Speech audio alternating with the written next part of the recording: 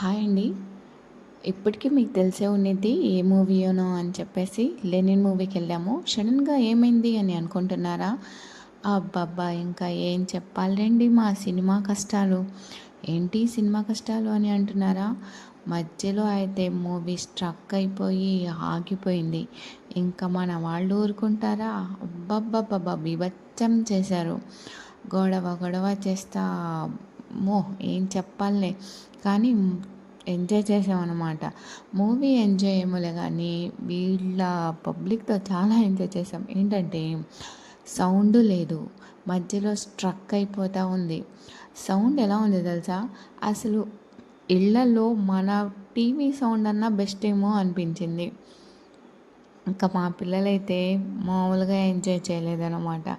వాళ్ళు చెప్పే కామెంట్స్కి నవ్వుకుంటా ఇంకా మామూలుగా లేదు. అయితే కొంచెం సేపు వస్తుంది, మళ్ళీ ఆగిపోతుంది. థియేటర్ ప్రాబ్లమా, స్క్రీన్ ప్రాబ్లమా, రీల్ ప్రాబ్లమా అర్థం కాలేదు.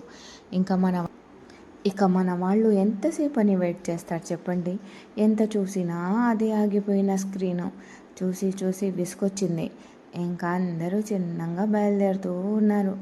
ఏంటి, ఎక్కడికి బయలుదేరుతున్నారు? కొంపతీసి వెళ్ళిపోతున్నారు అనుకుంటున్నారా? లేదండి బాబు, అందరూ మెల్లగా ఒక్కొక్క అడుగు బయటకు వేసుకుంటా బయటికి వెళ్ళిపోయారు.